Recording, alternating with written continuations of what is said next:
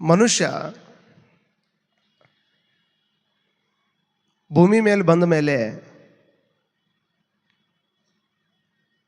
ಅನೇಕ ರೀತಿಯ ತನಗೆ ಬೇಕಾದಂಥ ಆವಿಷ್ಕಾರವನ್ನು ಅನೇಕ ರೀತಿಯ ಆವಿಷ್ಕಾರಗಳು ನಡೆದಾವ.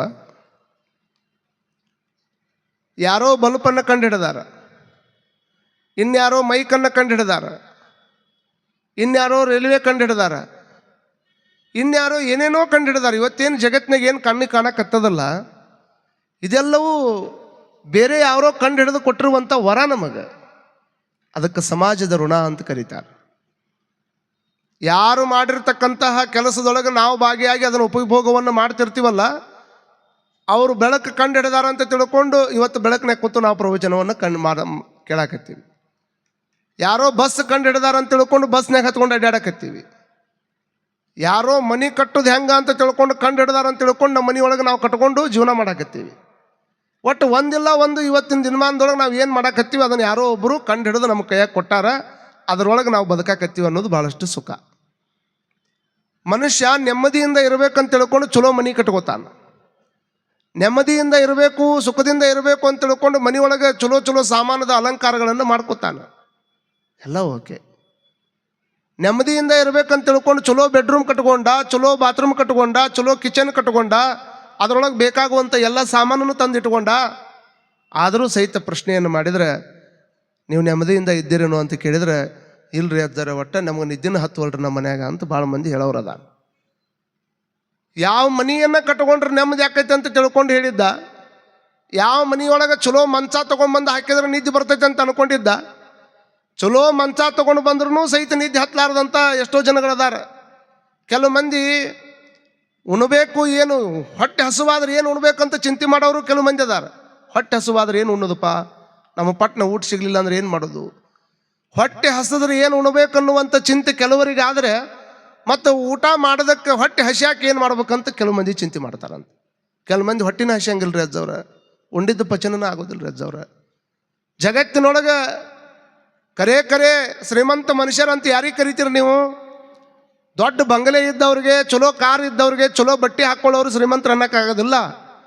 ಜಗತ್ತಿನ ನಂಬರ್ 1 ಶ್ರೀಮಂತರು ಯಾರು ಅಂತಂದರೆ, ಜಗತ್ತಿನ ನಂಬರ್ 1 ಶ್ರೀಮಂತರು ಯಾರು ಅಂತಂದರೆ, ಯಾರಿಗೆ ಉಣ್ಣೋದಕ್ಕೆ ಹೊಟ್ಟೆ ಹಸಿಯೋದಕ್ಕೆ ಗುಳಿಗೆ ಮಾತ್ರ ಅವಶ್ಯಕತೆ ಇಲ್ಲ, ಯಾರಿಗೆ ನಿದ್ದೆ ಹತ್ತೋದಕ್ಕೆ ನಿದ್ದೆ ಮಾತ್ರ ಅವಶ್ಯಕತೆ ಇಲ್ಲ, ಹೇಳೋದಕ್ಕೆ ಅಲಾರಾಮಿನ ಅವಶ್ಯಕತೆ ಇಲ್ಲ, ಯಾರು ತಮ್ಮ ತಂದೆ ತಾಯಿಗಳನ್ನು ತಮ್ಮ ಹತ್ರ ಇಟ್ಕೊಂಡು ಜೀವನ ಮಾಡ್ಕೊಂತ ಅವರು ಸೇವಾ ಮಾಡುವಂಥ ಪ್ರಯತ್ನ ಮಾಡ್ತಾರೆ, ಅವರೇ ಜಗತ್ತಿನ ನಂಬರ್ 1 ಶ್ರೀಮಂತರು ಅನ್ನುವಂಥದ್ದನ್ನು ನಾವೆಲ್ಲ ತಲೆಯಾಗಿಟ್ಕೊಳ್ಬೇಕಾಗ್ತದೆ.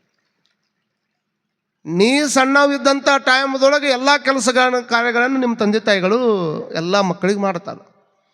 ಒಂದೇ ಶಬ್ದವನ್ನು 50 ಸಲ ಕೇಳ್ತಾರೆ ಮಕ್ಕಳು.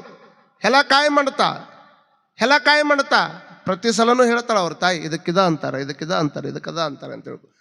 100 ಸಲ ಕೇಳಿದ್ರೂ ಯಾವ ತಂದೆ ತಾಯಿನೂ ಸಿಟ್ಟು ಮಾಡ್ಕೊಳಂಗಿಲ್ಲ. ಯಾಕಂದ್ರೆ ಅದು ಕಲಿಯಾಕತ್ತದ, ಕಲಿಸ್ಬೇಕನ್ನುವಂಥ ಭಾವನೆ ತಂದೆ ತಾಯಿಗಳಿಗಿರ್ತದೆ. ಹೀಗಾಗಿ ಪ್ರತಿ ಸಾರಿನೂ ಆ ಮಕ್ಕಳಿಗೆ ಹೇಳುವಂಥ ಪ್ರಯತ್ನ ಮಾಡುತ್ತೆ. ಯಾವುದನ್ನು ನಿನಗೆ 100 ಸಲ ಕಲಿಸಾಳ ನಿಮ್ಮ ತಾಯಿ, ಅಕ್ಕಿಗೆ ವಯಸ್ಸಾದ ಮೇಲೆ ಅಕ್ಕಿ ಕಿವಿ ಏನಾದರೂ ಮಂದಾದಾಗ ಒಮ್ಮೆ ಬಿಟ್ಟು 2ನೇ ಸಲ ಕೇಳಿದ್ರೆ ಕಿವಿ ಕೇಳಂಗಿಲ್ಲ, ನೀನು 2 ಸಲ ಕೇಳ್ತಿದ್ದಿ ಅಂತ ಮಕ್ಕಳು ಹೊಳ್ಳಿ ಹೇಳ್ತಾರಂತೆ. ಅಂದರೆ ನಿಂದು ನೆನಪು ಮಾಡ್ಕೋ. ಇವತ್ತು 2 ಸಲ ಹೇಳಿದ್ರೆ ತಾಯಿ ಬಗ್ಗೆ ಸಿಟ್ಟು ಮಾಡ್ಕೋತಿ ಅನ್ನೋದಾದ್ರೆ, ನೀ ಸಣ್ಣವಿದ್ದಾಗ ನಿಮ್ಮ ತಾಯಿ 100 ಸಲ ಹೇಳಲ್ಲ ನಿನಗೆ, ಅವಾಗ ಎಲ್ಲಿತ್ತಪ್ಪ ಈ ಬುದ್ಧಿ? ತಿಳ್ಕೊಬೇಕಲ್ಲ ನಾವು. ಹಾಗಾಗಿ ನಾವೆಲ್ಲ ತಲೆಯಾಗಿಟ್ಕೊಳ್ಬೇಕು. ನೆಮ್ಮದಿ ಅನ್ನುವಂಥದ್ದು, ಸುಖ ಅನ್ನುವಂಥದ್ದು ಅದು ಹೊರಗಿನ ವಸ್ತುವಿನೊಳಗೆ ಸಿಗಕ್ಕೆ ಸಾಧ್ಯ ಇಲ್ಲ. ಭಾಳ ಮಂದಿ ವಸ್ತುಗಳಲ್ಲಿ ಸುಖ ಸಿಗ್ತದಂತ ತಿಳ್ಕೊಂಡು ತಮಗೆ ಬೇಕಾಗಿದ್ದು ಬಟ್ಟೆ ಒಗೆದು ತ್ರಾಸ ಆಕೈತೆ ಅಂತ ತಿಳ್ಕೊಂಡು ವಾಷಿಂಗ್ ಮಿಷಿನ್ ತಂದರು, ತಿರುವುದು ಭಾಳ ತ್ರಾಸ ಆಕೈತೆ ಅಂತ ತಿಳ್ಕೊಂಡು ಏನು ತೊಗೊಂಬಂದರು, ಏನಂತಾರಮ್ಮ ಅದಕ್ಕೆ, ಮಿಕ್ಸರ್ ತೊಗೊಂಬಂದರು. ಮಿಕ್ಸರ್ ತೊಗೊಂಡು ಬಂದರು. ಇತ್ತಿತ್ತ ರೊಟ್ಟಿ ಬಡೋ ತ್ರಾಸ ಆಕೈತೆ ಅಂತ ತಿಳ್ಕೊಂಡು ರೊಟ್ಟಿ ಮಿಷನ್ ಬಂದಾವ. ಎಲ್ಲದಕ್ಕೂ ಬಂದಾವ, ಹೆಣ್ಮಕ್ಳಿಗೆ ಬಂದಾವ, ಗಂಡು ಮಕ್ಕಳಿಗೆ ಬಂದಾವ, ಎಲ್ಲರಿಗೂ ಬಂದಾವ. ಸುಖದ ಸುವಿಧಾ ಹೆಚ್ಚಾಕೊಂತ ಬರಾಕತ್ತದ. ಅದರೊಳಗೆ ಸುಖ ಐತೆ ಅಂತ ನಾವು ಅಂದ್ಕೊಂಡೀವಿ. ನಾವೊಂದು ಚಲೋ ಗಾಡಿ ತೊಗೊಂಡು ಬಂದ್ರೆ ಭಾಳ ಸುಖ ಆಕೈತೆ ಅಂತ ಚಲೋ ಗಾಡಿ ತೊಗೊಂಡು ಬರ್ತಾರೆ. ಇವನಕ್ಕಿಂತ ಇನ್ನೊಬ್ಬ ಯಾವನಾರ ಚಲೋ ತೊಗೊಂಬಂದ್ರೆ ಮುಂದೆ ಅಂದಾರ ಒಂದು ದಿವಸ ಅಂತ ಗಾಡಿ ನಾನು ತರಬೇಕಂತ ಚಲೋಕ. ಮತ್ತು ನಿನ್ನ ಗಾಡಿ ಸುಖ ಇಲ್ಲಿ ಹೋತಪ್ಪ, ಸುಖ ಇಲ್ಲಿ ಐತಿ. ಜೋಪಡಿ ಒಳಗಿದ್ದವರು ವಿಚಾರ ಮಾಡ್ತಾರೆ, ನಾ ಜೋಪಡಿಯಾಗಿದ್ದವ ವಿಚಾರ ಮಾಡ್ತಾನೆ, ನಾ ಒಂದು ದೊಡ್ಡ 30-40 ಸೈಟ್ನಾಗ ಮನೆ ಕಟ್ಕೋಬೇಕಂತ ವಿಚಾರ ಮಾಡಕತ್ತಾನೆ. ಜೋಪಡಿಯಾಗಿದ್ದಾವ 30-40 ಸೈಟ್ನಾಗ ಇರ್ಬೇಕಂತ ವಿಚಾರ ಮಾಡ್ತಾನೆ. 30-40 ಸೈಟ್ನಾಗ ಇದ್ದಾವ ದೊಡ್ಡ ಅಪಾರ್ಟ್ಮೆಂಟ್ ತೊಗೋಬೇಕಂತ ವಿಚಾರ ಮಾಡ್ತಾನ. ಅಪಾರ್ಟ್ಮೆಂಟ್ನಾಗ ಇದ್ದಾವ ದೊಡ್ಡ ಫಾರ್ಮ್ ಹೌಸ್ ಮಾಡ್ಬೇಕಂತ ವಿಚಾರ ಮಾಡ್ತಾನ. ಫಾರ್ಮ್ ಹೌಸ್ನಾಗ ಇದ್ದಾವ ಅವ ಏನು ವಿಚಾರ ಮಾಡ್ತಾನೆ, ಈ ದೇಶದಾಗ ಬೇಡ ದುಬೈದಾಗ ದೊಡ್ಡ ಮನೆ ತೊಗೋಬೇಕಂತ ವಿಚಾರ ಮಾಡ್ತಾನ. ದುಬೈದಾಗ ಇದ್ದಾವ ವಿಚಾರ ಮಾಡ್ತಾನ, ಈ ದುಬೈದಾಗ ಇಷ್ಟು ಅಂತಸ್ನಾಗ ಇರೋದಕ್ಕಿಂತ ಚಂದ್ರ ಲೋಕದಾಗ ಏನೋ ಕಟ್ಟಾಕತ್ತಾರಂತ ಅಲ್ಲಿ ಜಾಗ ತೊಗೊಂಡು ಅಲ್ಲಿ ಮನೆ ಕಟ್ಬೇಕಂತ ಅಂತಾನ. ಕರ ಶ್ರೀಮಂತ ಮಾನಸ ಯಾರಿಗಂತೀರಿ ನೀವು? ಎಲ್ಲರೂ ಹಂಗೆ ಬೆಳ್ಕೊಂತ ಹೊಂಟಾವ್, ಎಲ್ಲಿ ನಿಂದ್ರಾಕ ತಯಾರಿಲ್ಲ. ಚಂದ್ರ ಲೋಕದಾಗ ಮನೆ ಮಾಡಿದ್ರೆ ಆರಾಮಿರ್ತಾರಂತ ಮಾಡ್ರಿ ನೀವು, ಅಲ್ಲಿ ಆರಾಮಿರಂಗಿಲ್ಲ. ಹಾಗಾದರೆ ಸಂತೋಷ ಅನ್ನುವಂಥದ್ದು ಎಲ್ಲಿರುವಂಥದ್ದು? ವಸ್ತುಗಳಲ್ಲಿ ಸಂತೋಷ ಇರುವಂಥದ್ದಾಗಿದ್ರೆ ವಸ್ತುಗಳು ನಾಶ ಆಗುವಂಥವು. ಯಾವ ವಸ್ತುಗಳನ್ನು ತೊಗೊಂಬರ್ತಿರಲ್ಲ ಎಲ್ಲ ವಸ್ತುಗಳಿಗೆ ಒಂದಿಲ್ಲ ಒಂದು ದಿವಸ ನಾಶ ಅನ್ನುವಂಥದ್ದದ. ವಸ್ತುಗಳನ್ನು ಬೆನ್ನು ಹತ್ತಿ ಹೋದ್ರೆ ಸುಖ ಸಿಗಂಗಿಲ್ಲ. ಆ ವಸ್ತುವನ್ನು ನಿರ್ಮಾಣ ಮಾಡಿರ್ತಕ್ಕಂಥ ಪರಮಾತ್ಮನ ಬೆನ್ನು ಹತ್ತಿ ಹೋದ್ರೆ ಮಾತ್ರ ಶಾಶ್ವತ ಸುಖ ಸಿಗುತ್ತದೆ ಅನ್ನುವಂಥದ್ದನ್ನು ನಾವೆಲ್ಲ ತಲೆಯಾಗಿಟ್ಕೊಳ್ಬೇಕಾಗ್ತದೆ. ಸುಖ ಅನ್ನುವಂಥದ್ದು ಅರಮನೆಯಾಗ ಐತಂತ ತಿಳ್ಕೊಳಕ್ಕೆ ಹೋಗ್ಬೇಡ್ರಿ.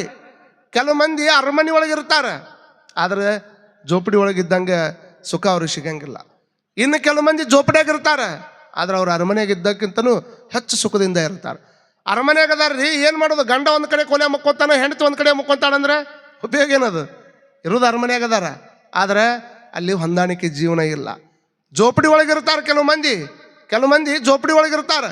ಒಬ್ಬ ದೊಡ್ಡ ಶ್ರೀಮಂತ ಒಂದು ದೊಡ್ಡ ಮನೆ ಕಟ್ಟಿದ್ದ, ಬಹಳ ದೊಡ್ಡ ಮನೆ ಕಟ್ಟಿದ್ದ.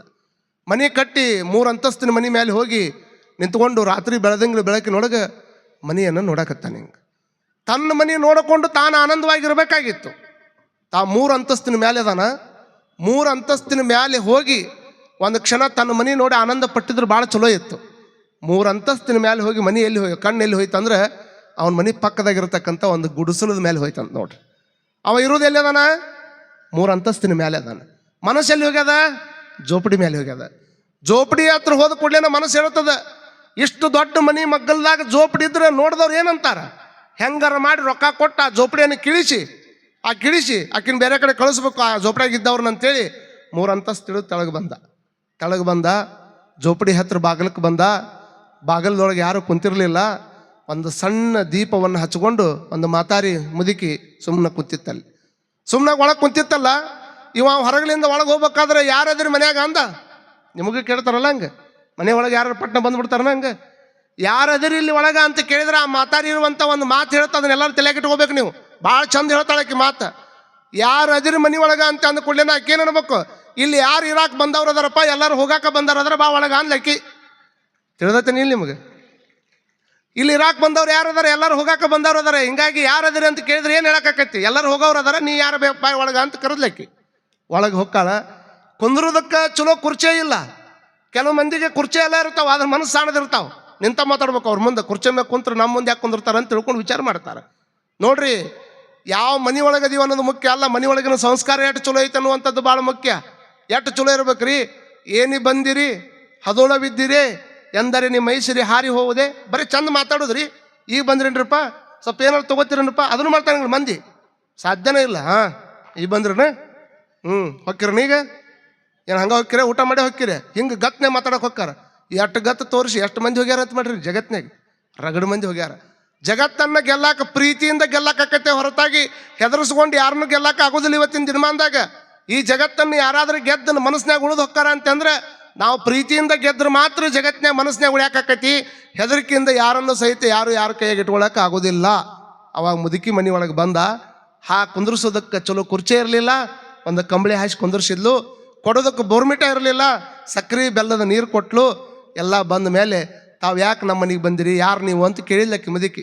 ಇವ ಸಾವುಕಾರ ಇದ್ನಲ್ಲ, ತನ್ನ ಗಮೆಂಡಿ ಒಳಗೆ ಮಾತಾಡಿದ, ನಾನು ನಿನ್ನ ಮನೆ ಮಗ್ಗಲದೊಳಗೆ 3 ಅಂತಸ್ತು ಕಟ್ಟಿರುವಂಥ ಸಾವುಕಾರ. ಹೌದ್ರಿಪ್ಪ, 3 ಅಂತಸ್ತು ಸಾವುಕಾರ ನಮ್ಮ ಮನೆಗೆ ಯಾಕೆ ಬಂದಾರಿಪ್ಪ ಅಂತ ಕೇಳಿದ್ಲಕ್ಕಿ.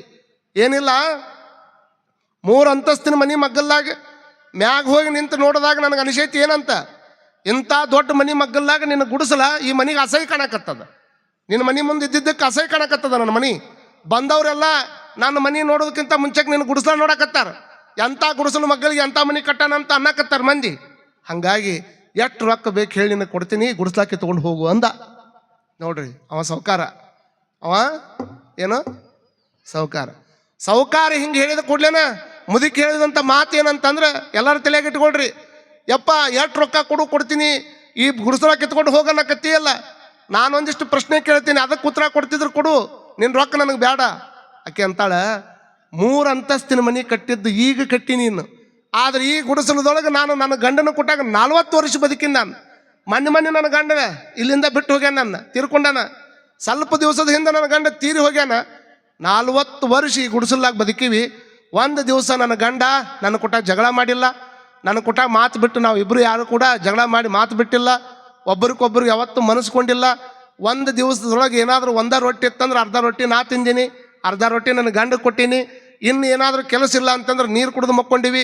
ಒಂದು ದಿವಸನ ಗಂಡು ಬಂದು ನನಗೆ ಹೊಡೆದಾಟ ಬಡದಾಟ ಹಿಂಗೇನು ಮಾಡಿಲ್ಲ, ಯಾವತ್ತೂ ಸಹಿತ ಬಿರುಸು ಮಾತಾಡಿಲ್ಲ. ಇಷ್ಟೆಲ್ಲ ಪ್ರೀತಿಯಿಂದ 40 ವರ್ಷ ಈ ಗುಡಿಸಲ್ಲಾಗ ನಾವು ಬದುಕಾಕತ್ತೀವಿ. ಅಷ್ಟು ಪ್ರೀತಿ ಏನಾದರೂ ಕೊಡೋಕ್ಕೆ ಸಾಧ್ಯ ಇತ್ತಂದ್ರೆ ಕೊಡುತ್ತಮ್ಮ, ನಿನ್ನ ರೊಕ್ಕ ನಿನ್ನ ಮನ್ಯಾಗ ಓದಿಟ್ಟುವ ಅನ್ಲಕ್ಕಿ ಮುದುಕಿ.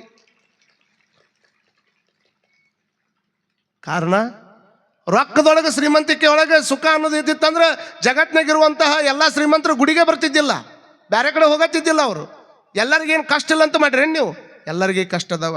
ಆದರೆ ಜೀವನದೊಳಗೆ ಶಾಂತಿ ಬೇಕು, ನೆಮ್ಮದಿ ಬೇಕು ಅಂತಂದ್ರೆ ವಸ್ತುಗಳ ಹಿಂದೆ ಬೆನ್ನು ಹತ್ಕೊಂಡು ಹೊಂಟ್ರೆ ಎಲ್ಲ ವಸ್ತು ಒಂದೊಂದು ದಿವಸ ಹೋಗುವ ಅಲ್ಲವು. ಯಾವುದು ಇನ್ನೊಂದು ಬಂದಾಗ ಚಂದ ಕಾಣ್ತದ ಆ ವಸ್ತುಗಳು ತೊಗೊಂಡು ಏನು ಮಾಡೋರು ಇದ್ದೀರಿ. ಅದಕ್ಕೆ ವಸ್ತುಗಳು ಉಪಯೋಗಕ್ಕಿರಬೇಕೇ ಹೊರತಾಗಿ ವಸ್ತುಗಳೇ ಜೀವನ ಆಗಬಾರ್ದು.